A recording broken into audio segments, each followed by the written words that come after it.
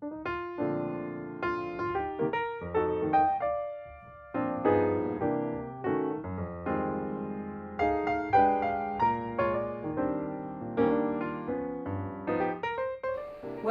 to Osborne Ornament Madness. As you can see, it begins on the Peter Mansbendel fireplace, which was original to the house, and there is a stone outside that says 1928. So we think that the Mansbendel piece was done in the 20s, and the tiles are also 1928 tiles and original to the house, and the floor, which are round cuts of cedar, which is a little unusual, are also original to the house. Now the mantel is where I first began to do the madness. This piece in the center was my mother's, and my three sisters and we all inherited it, and I drew the lucky straw, and then I began to build. First the straw at the top, and then out to the sides I did all of the small pieces. They were originally Mexican pieces. I know that I bought the Bandito Joseph and Mary in Del Rio many years ago. Later on, I began to add the New Mexican figures. You'll see there's a little storyteller here. But always with my mother, who was a bird watcher of the first order, I put birds in the candle spots, so you will see birds all over the place. Mother repaired this piece many times with small things like little wires and paper clips, and I've left all of that because it feels more authentic to me. The oldest things on the mantel are the pigs at the far end. I think I bought those in Mexico many years ago. There is one I bought in Costa Rica and managed to get back. And then there are some little fellows in the maguey bushes and the straw pieces that are quite old. I put it all up, folded carefully every year, and this is how I began, is to start with this piece. And then it sort of moved out into the top of the ceiling. This is one of the boxes I use for putting things up. You'll see it says Ornament Madness Dining Room, right window top, and then it has a little color on it. So when I put everything up, I will take that color of tissue paper and wrap everything on the top right window in that color. So I know at least I have things in a general fitting kind of way. You can see, actually, this is the lost box. I didn't read the other side of it. And these are actually, I believe, if I open this one up, you see, I wrap them as doubles. So when I unwrap them, I flatten out the tissue paper, but I can put them out on either side of the center piece. So each of these is wrapped as a double. There are two birds in here. They won't be next to each other, but they will be balancing one another on the list. So maybe it's useful that we open this box up and everything's still in here. See, here are the pulls. I know I bought those in Switzerland, if I recall. Maybe Austria. I have a lot of the pull toys. At any rate, that's how I keep myself faintly organized about it. I'm sure individually I can't imagine that there are many things in this collection that are worth very much. It's the collective feel of them all that has the folk art feel, I think. I absolutely do not stick to it. If I get to something like on the Santa doors that I feel needs to be moved around, I definitely will move it around. So when someone says, oh, let me come help you, it's very difficult to have someone help me because it's right there at that moment that I'm putting it up that it looks right, and that's how I want it to be, rather than, oh, it was this way last year and it needs to be that way next year. It's got to have some fluidity and flexibility in it. The way I put these ornaments up is to start in the middle with one, and then I double out so they all match. So when you're looking at it, you don't have the sense of anything particular except that it feels right. The balance is right.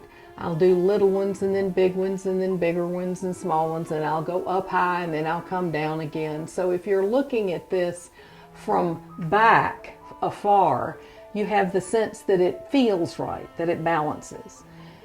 And I do that on all of the openings, including the windows, including the upper openings up here. At Christmas time, we have a Christmas tree that only has lights on it because actually it might just be too much if I put ornaments on the tree. It's generally on the end. I have a pull fellow. This one is turned backwards, but I generally have somebody who pulls. And I used to think that the children could do that, but actually little hands bring these things down rather quickly, so I'm always careful about it. I started out just doing wooden ornaments, and then of course I expanded it because I felt like anything that was intriguing and interesting and charmed me was perfectly all right to put up there. I also pick up anything that might be interesting.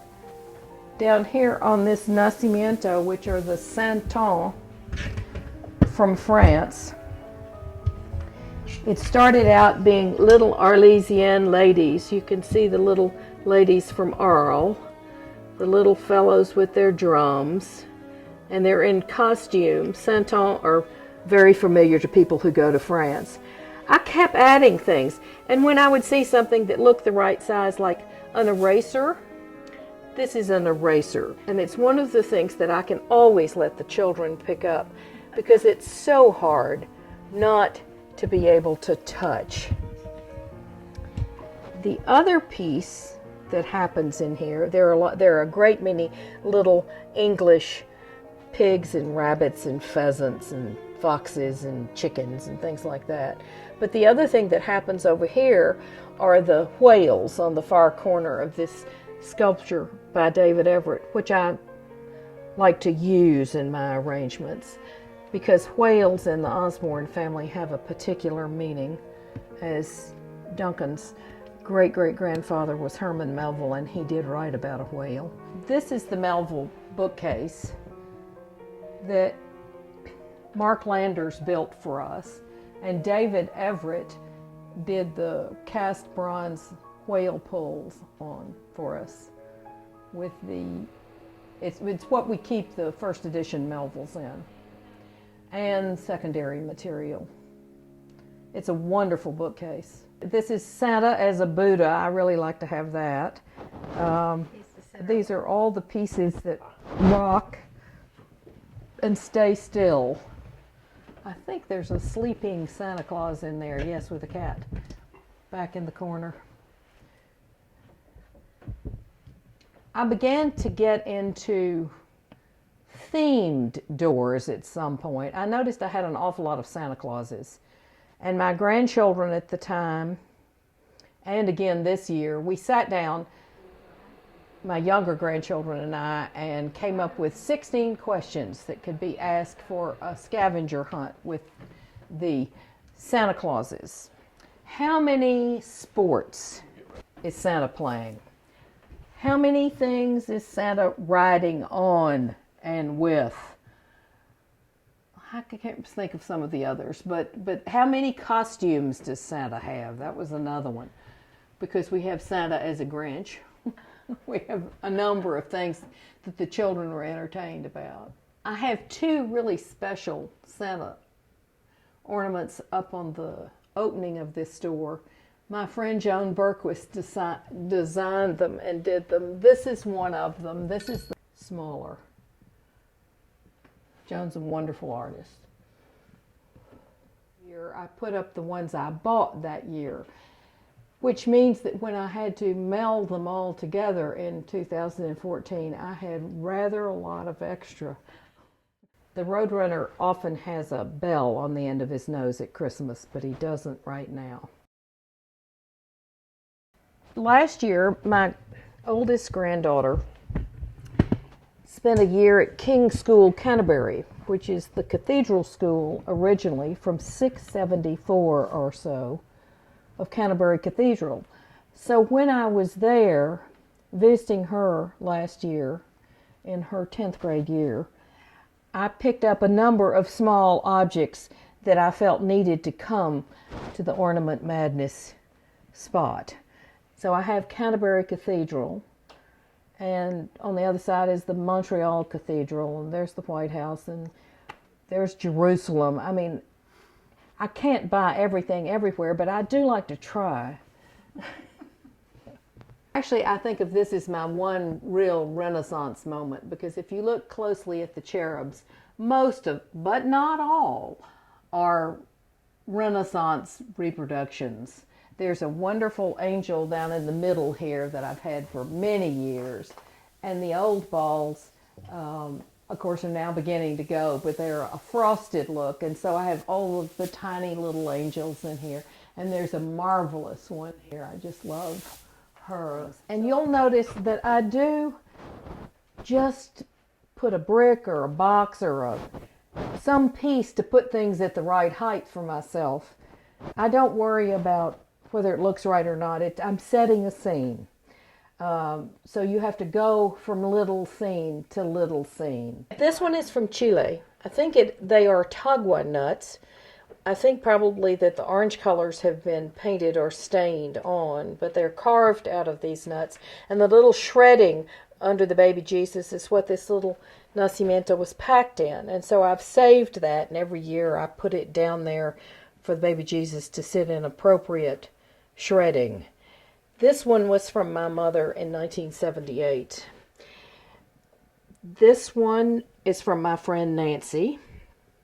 This little fellow needs to go this way. They get turned around when the cat walks on here. This is a beautiful one from Haiti. These are quite heavy stones, and I think we found that one actually in Santa Fe. This looks like origami, but it is a ceramic folded look. It's quite lovely, I think. It's a new one. This came from Bangladesh. I believe this one was from Ireland. This was from Italy. These things came from all over the place. My dear and wonderful friend Martha Finstermaker, who's given me many of these wonderful pieces, gave me the tiny straw pieces. And this my daughter-in-law Olivia and son Mark gave me from Santa Fe, a little bitty tiny nacimiento from Santa Fe. And here's one with a gourd, again another Indian one. I called it Dramatis Persona. And it's mixed media. They're both water-based and oil-based, and they're on watercolor paper, and they are part of about 20-25 paintings that I did on paper, because I mostly work on paper.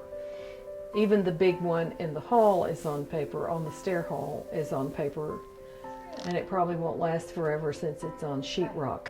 I don't really talk about my work very much because I feel like you ought not to have to explain your work. I feel like it ought to speak for itself. So you meet it and greet it and see if you have a response, rather than letting me lead you through it. Though I'm happy to talk about how I made it. Not why, but how. I love this particular little piece because I like funky things, and this one says Merry Christmas, and that's another little scavenger hunt I have for the children who can spell. Find the ornament that spells Merry, not that spells Christmas wrong. What it is spells it wrong. And then down past my own paintings, this is the island door. I have a wonderful Madonna. She doesn't have there's not but one of her, but she's always up here. And these are little things that have come from the Cook Islands, from Hawaii, whenever I had to be on an island, or had to be near a beach, or had to be in the water. This is the medieval door. Some little Italianate fellows, and then some British fellows too, and pieces of fairies, because my granddaughter said this one had to have fairies on it. So we have little fairies that are rabbits, and we have little fairies that are other pieces. She helped me put it up. Darby helped me put this one up this year. The doors here on either side have themes. This is the British door, which starts in the middle with my Harrods doorman. Has red coats out on the side, lots of T's. And then again, Canterbury Cathedral is back because this is the Archbishop of Canterbury next to the English bus, and St. Nicholas and a random knight, and Canterbury Cathedral in the middle. Above that is Henry VIII and all of his wives, his 6 wives, and then a little bit of the China trade up there. That's why there's the teapot and then the ship. And the 2 little plates come from the Boston Museum of Fine Arts, which are reproductions of Boston plates that were found that were all sent as ballast, over pieces of china were sent as ballast to Boston. The one in the middle is random. There's a strip in there that has a lot of buildings in it, presidential libraries and presidential houses and plain houses. These 2 little fellas and these 2 on the end, I hopped off the plane in Ayers Rock and bought them in a small room that passed for the airport in Ayers Rock, because I thought I needed to have some memento of stopping in Ayers Rock to refuel at the time. These are made out of horsehair. They're from Chile. There's some little angels over here that do the same thing. There are lots of little Bermuda houses because we spent a lot of time going to Bermuda at one point. So there are a number of little Bermuda houses. These are some of the oldest. These little pieces are some of the oldest things I have. And I was in Chinatown and bought some little pieces in Chinatown in San Francisco. These are all angels. People who don't know me well give me one ornament, and then they come and see what I do, and they give me more ornaments, because I need 2 if you're giving me an ornament. And these come from all over. These are the little Chilean ones that are horsehair, but these are from everywhere. I kind of got tired of Santa Clauses, so I was happy to have some angels. Here's some more nacimientos. My grandson William did this wonderful one for me. I should have mentioned in the living room that my grandson James, who is 13 and 5'11", helped me put those very tall things up. And my wonderful oldest granddaughter Natalie helped me clean up the house so that I could do all of this. Everyone helped this year. Everyone added. This particular piece was given to me by one of the ladies who worked for me, who said I needed a real nacimiento, and the baby Jesus is about twice the size of the rest of both Joseph and Mary, but she was very pleased to give that to me. So I like to keep them together because it's a little odd and funky. A lot of these came from Santa Fe, because you can see the Indians and the geckos and the bears, all the Indian imagery, and the chiles on the circle. So those were made for probably jackalope in Santa Fe. I think of it as a general western door. Actually, this came from North Dakota. There are a great many wonderful Santa Fe, New Mexico, old churches and chapels. I have a lot of Chimayo because they promote themselves more than anybody else. But there are wonderful little Santa Fe churches here that you have to look carefully for. And these are part of the Spanish market folk art. These are done by people who still work in a Spanish style, Spanish colonial style in New Mexico. And then the cachinas as you go up. We spent one Christmas in 2010 in Santa Fe. So you see the ornaments I did for everybody up there. These actually, I believe, came from Fort Worth, though no doubt they were made in China. And there again are the buffalo and the goats and the sheep. And our pull toys from Jackson Hole, Wyoming. All right, so we're going to talk about when we first met each other, and you're going to tell your version. Well, we first met each other when we were freshmen at St. Stephen's Episcopal School here in Austin. At the time that I met Betty, I fell in love with her almost immediately, but for 2 years she wouldn't pay any attention to me at all. But I do now. Of course, when I began to collect all of these things, Duncan's attention was not always so incredibly positive, shall we say. Do you remember when we were coming across the border with a carload of things, and our brother-in-law, they wanted to know if we had a store? Betty's ability to collect any and everything is just beyond imagination. But yes, the immigration stopped us because we had so many possessions that Betty had picked up along the way in Mexico and Central America that they were convinced it was for a retail operation, and they wanted to levy duties. It took a long time to convince them that that was not the case. That's true. We drove all the way from San Antonio to Irazu in Costa Rica in 1967. And we had a good long stretch there of picking up small things. I didn't get nearly enough. So I came back feeling like I needed to add a few things to the collection. Duncan has a sound for what my collections do.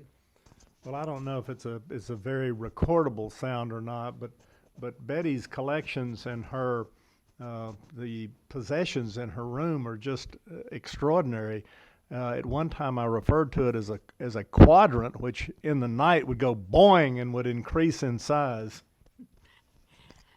He has been very tolerant, and even this year, Duncan helped me put things up because it has gotten to the point that climbing up on a ladder is a precarious operation rather than something fun to do.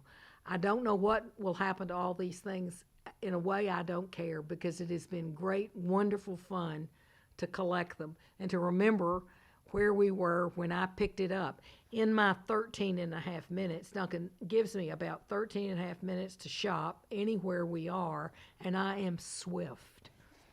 You're very effective. The collections that you have given our children a fairly significant level of heartburn because they know that one of these days when both of us are gone, they're going to have to deal with all of these various and sundry objects, and they're rather terrified about how long and what it'll take to deal with them all. Really, if you're a floating, flexible artist, you don't worry about that part. If you're an estate planning attorney, you translate that on down to your children and really make them worry about it. At any rate, we've lived in this house since 1970. Ellen was 2, and Mark and Michael were both born living here. And the house itself was built in 1928, and we changed it and added on to it, took the roof off, added a second story. And we can never leave because Duncan will never be able to shovel everything out of here. Is that your concern? I think that's my concern. That's one of my concerns. I don't think we could move without dynamite. There is one other story from Mexico which is sort of interesting. Betty and I decided we needed a fountain, and we found a fountain in Mexico that was in about some 3 dozen different pieces, and it only cost $100 to purchase it and put it in the Suburban. We've spent thousands of dollars implementing it, maintaining it, and improving it. This is true. It's a very expensive Cantera fountain, and now they won't let us put any water in it in Austin anyway. So but we have picked up interesting things along the way. We do have collections that you've participated in, particularly the Melville collection, which is part of your family.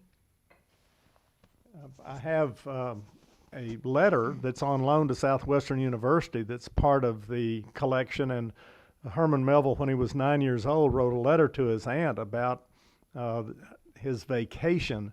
It's a rather precious letter because it's the first letter that he ever wrote, at least the first letter that is still around. dealing with that too has led to some family discussions of rather greater magnitude than it should, in my judgment. We're talking about the Melville collection that currently is on loan to Southwestern University. It has that fabulous early Melville letter, but it also has a letter from Duncan's grandmother to me saying, please write your wedding thank you notes. So it's not all of high quality material, but that has been interesting too. We've been irreverent. We've had a dog named Moby Dog, and we've had a cat named Ahab, but we've maintained the family business, shall we say. Well, we've maintained it with balance because Betty was always concerned that the Melville collection had too much of a masculine influence, and so she started collecting Doris Lessing just to balance that. We could go on and on. I'm afraid some of the stories may be lead to a bit more rancor, so I'm hesitant to discuss too much more in detail. I don't know. We've been married an awful long time, Duncan. That's what I'm worried about.